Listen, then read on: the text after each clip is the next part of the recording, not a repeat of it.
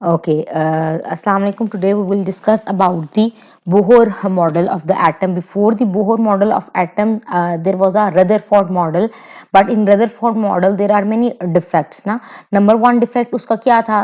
उसकी limitation ये थी कि वो ये कह रहा था कि electrons are basically rotating around the central core nucleus in which the protons and neutrons are present ना। लेकिन अब वो ये तो बता रहा था कि इलेक्ट्रॉन्स जो हैं वो न्यूक्लियस के इर्द गिर्द घूम रहे हैं, लेकिन उसने ये एग्जैक्टली डिटर्मिन नहीं किया था कि हर इलेक्ट्रॉन की पोजीशन क्या है, उसकी अरेंजमेंट क्या है। बस उसने एक जनरल बात कह दी थी कि the electrons are present around the nucleus in an atom ना। दूसरी उसकी लिमिटेशन क्या थी? सेकेंड उसकी लिमिटेशन ये थी, वो ये कह रहा था कि आपका जो, अगर हम ये कहते हैं ना कि according to the classical physics, कि अगर ऑपोजिटली चार्ज्ड पार्टिकल्स एक दूसरे के इर्द गिर्द मूव करें then they can lose energy. जब वो एनर्जी को लूज करेंगे, एनर्जी को रेडिएट करेंगे, then a stage which reach when electron can fall on the nucleus. When electron can fall on the nucleus then the whole atomic structure can got collapsed. That's the fact. तो इन दो तीन चीजों को वो Rutherford का model जो है वो एक्सप्लेन नहीं कर पाया था, वो उसकी लिमिटेशन साबित हुई, और उसको फर्दर जो है सॉर्ट आउट करने के लिए बोहर का मॉडल आया। सबसे प्रॉब्लम ज्यादा मेजर क्या थी कि आपकी जो इलेक्ट्रॉन की पोजीशन है उसको डिटरमिन करना ज्यादा मुश्किल था। तो अब बोहर ने ये कहा कि basically for example this is an atomic structure. तो ये कहता है, बोहर का सबसे पहला पोस्टुलेट ये है कि जो इलेक्ट्रॉन है वो स्पेसिफिक सर्कुलर ऑर्बिट्स में मूव करते हैं अराउंड द न्यूक्लियस। ठीक है, सबसे पहले जो इलेक्ट्रॉन्स हैं वो किसके अंदर मूव करते हैं? They can move in the specific circular orbits and these circular orbits are called as shells. ठीक है, ओके। वो ये कहता है, सेकेंड उसका पॉइंट ये था कि there are many shells around the nucleus था। So each shell has a definite energy and a fixed distance from the nucleus. That means all the electrons which are present in the same shell have the same amount of energy. Okay, this is the shell which is closer to the nucleus. This shell has specific energy, this shell has specific distance from the nucleus. This shell is present is slightly further from the nucleus. This shell has specific energy and specific distance from the nucleus. ठीक है, तो इसका मतलब है कि electron shells के अंदर resided करते हैं और हर शेल की अपनी एनर्जी और अपना फिक्स्ड डिस्टेंस है उस न्यूक्लियस से। जितने इलेक्ट्रॉन एक शेल के अंदर रिजाइड करते हैं, all those electron can have the same energy and same distance from the nucleus. ठीक है, सो बेसिकली इसमें ये कह दिया कि इलेक्ट्रॉन्स किसके अंदर प्रेजेंट है। सबसे पहले से कह दिया कि इलेक्ट्रॉन बेसिकली जो उसके अंदर रोटेट करते हैं वो स्पेसिफिक सर्कुलर ऑर्बिट में करते हैं, और उन सर्कुलर ऑर्बिट्स को क्या नाम दे दिया? Shells. So these are called as shells. Now the second postulate is that basically electron in each orbit have definite energy and are at fixed distance from the nucleus. So basically each orbit has a fixed energy and have a fixed distance from the nucleus. So all the electron which are present in the same shell have a fixed distance and energy from the nucleus. Okay, now the orbits, there are not only one orbit in the atom, there are multiple orbits which are present inside the atoms. So basically orbits or shells are given name on the basis of the distance from the nucleus. For example, if this is the first shell after the nucleus, we can give it as a 1 और उसको हमने नाम दे दिया K का, दूसरे को हमने नाम दे दिया L का, तीसरे को हमने नाम दे दिया M का। सो बेसिकली जो ऑर्बिट्स होते हैं उनको हम डेजिग्नेट करते हैं एज 1 2 3 और KLM depending upon the distance from the nucleus. ठीक है, ये तीन चीजें पॉस्टुलेट हो गई। दूसरी ये कि जो सबसे इंपॉर्टेंट थी उसमें हम ये कहते थे ना, उसका ये था कि अगर आपके पास इलेक्ट्रोस्टैटिकली चार्ज्ड पार्टिकल है और वो एक दूसरे के इर्द गिर्द मूव कर रहे हैं, then they can radiate energy. जब वो एनर्जी को रेडिएट करेंगे, then a situation arise when the electron can fall on the nucleus. When it can fall on the nucleus, then the whole atomic structure got collapse. लेकिन अब वो ये कहते हैं कि इलेक्ट्रॉन्स रिवॉल्व करेंगे न्यूक्लियस में, बट जब तक वो एक इलेक्ट्रॉन रिवॉल्व करेंगे around the nucleus in the shells, but when they move around the nucleus in the shell, they cannot radiate energy. ये एनर्जी को रेडिएट नहीं करेंगे, वो उनकी एनर्जी जो है वो वैसी की वैसी ही रहेगी। जब वो एनर्जी को रेडिएट नहीं करेंगे, they cannot lose energy, then of course they cannot fall on the nucleus. When they cannot fall on the nucleus, then the atomic structure cannot got collapse. That's the basically major points of the Bohr atomic model. The first, electron are present around the nucleus in a fixed energy levels. Those energy levels are called as shells. ठीक है, and each shell has a specific distance from the nucleus and have the specific energy, and these shells are designated as 1, 2, 3, K, L, M, depending upon the distance from the nucleus. And the third and major point is basically, as long as electron remain into the same shell, they cannot radiate energy. ठीक है, तो जब तक एक electron बेशक nucleus के इर्द गिर्द मूव कर रहा है, जब तक कि वो एक शेल के अंदर रहेगा, ये एनर्जी को बेसिक इलेक्ट्रॉन ये एनर्जी अपनी लूज नहीं करेगा।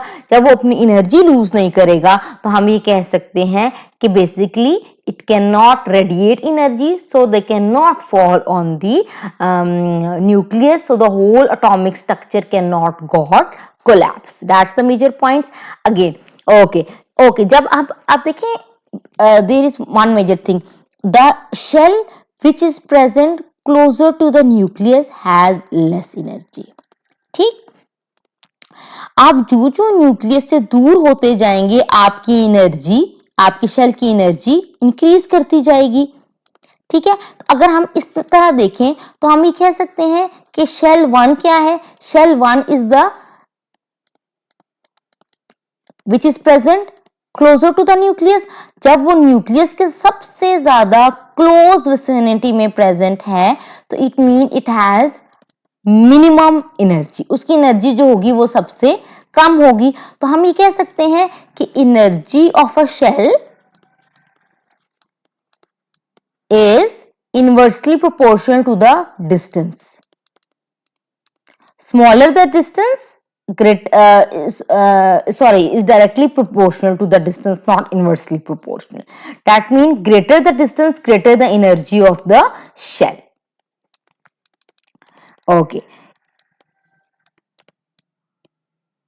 Okay, that means here this electron which is present on the second shell and this is the third shell.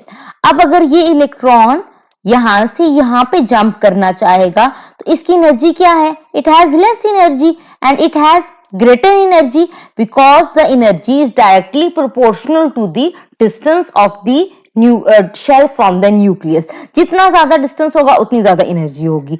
Okay, अब क्या होगा कि जब ये इलेक्ट्रॉन सेकंड शेल से थर्ड शेल में मूव करना चाहेगा, it needs energy. Why? Because basically it can jump to a higher energy orbital. Similarly, here you can see this electron is present in the fourth shell. It want to jump to the second shell. अब ये high energy से low energy में आ रहा है। जब ये high energy से low energy में आएगा, तो what it can do? It can of course emitted energy and its energy got decreased. ठीक है, that's the basically two factual thing.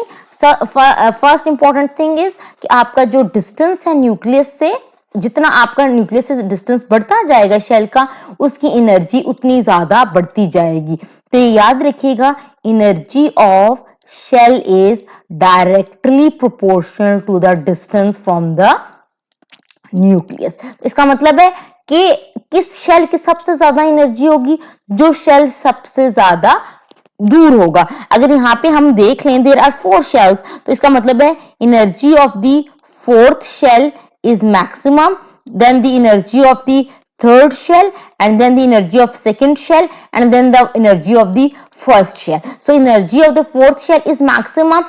तो अगर कोई इलेक्ट्रॉन सेकेंड शेल से फोर्थ शेल में जाना चाहेगा तो वो क्या करेगा, उसे ज्यादा एनर्जी की जरूरत होगी। जब उसे ज्यादा एनर्जी की जरूरत होगी तो it can absorb energy. Similarly जब कोई हाईएस्ट शेल से लोएस्ट शेल में जाना चाहेगा तो उसकी तो एनर्जी रिलीज होगी, और अब जब अपनी एनर्जी रिलीज करके वो यहाँ पे लोअर शेल में जंप करेगा। ठीक है, ये तो उसकी बात हो गई कि इलेक्ट्रॉन जो है वो एक शेल से जब दूसरे शेल में जाएंगे तो वो किस फॉर्म में जाएंगे। ठीक है, अब द पॉइंट इज, अब हमने ये कहा कि दे कैन एब्जॉर्ब एनर्जी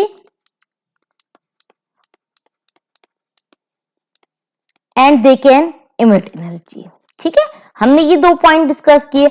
अगर वो एब्जॉर्ब एनर्जी कर रही है तो इमिट एनर्जी कर रही है, तो वो किस फॉर्म में कर रहे हैं, they can basically absorb and emit energy in form of photons. Photons are basically quantized energy particles, so that is equals to hv. So basically when an electron can move from one energy level to another energy level, from one shell to another shell, they can either emit or absorb energy by quantum or photon jumps only. ठीक है, so when they can jump from low energy to higher energy, they can absorb energy, while they can jump from higher to lower, they can emit energy.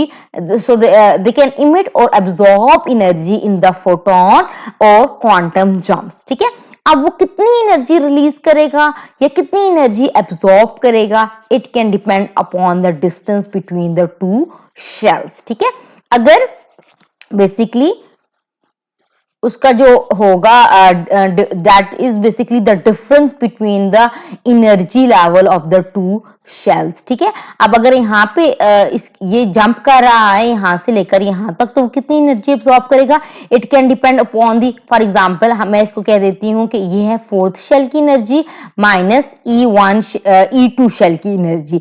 इसका जो difference आएगा जितना भी, उतनी ही ये photon light absorb करेगा, और जितनी वो फोटोन लाइट एब्सॉर्ब करेगा उतना वो जंप करेगा।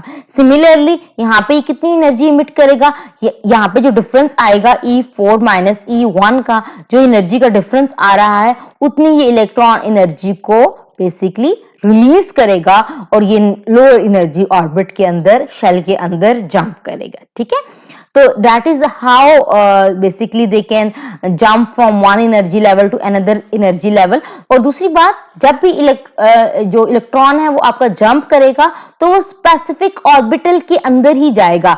बेसिकली ये जो इंटरमीडिएट स्पेसेस होती हैं, electron can not reside over there. ठीक है, तो इलेक्ट्रॉन हमेशा बेसिकली उतने ही फोटोन इंटीग्रल मल्टीपल लेता है जितने के लिए उसे नेक्स्ट शेल में जाने के लिए या आसानी हो सके, या जब वट एवर दे कैन, अगर वो हायर लेवल में जाना चाहे या लोअर लेवल में जाना चाहे, तो वो इतने ही फोटोन एग्जैक्टली एब्जॉर्ब या फिर इमिट करता है जितना वो नेक्स्ट लेवल एनर्जी शेल पे ऊपर पहुंच सके। ठीक है, so this is how the Bohr atomic model can work. ठीक है, so basically when electron jump to high energy they can absorb energy, but when they can jump to low energy they can release energy. Yes, this is the Planck's constant, and V is the frequency of the photon emitted or absorbed energy. ठीक है, this is basically the about the Bohr model. Please like, share and subscribe. Don't forget to press the bell icon to stay updated with our latest videos.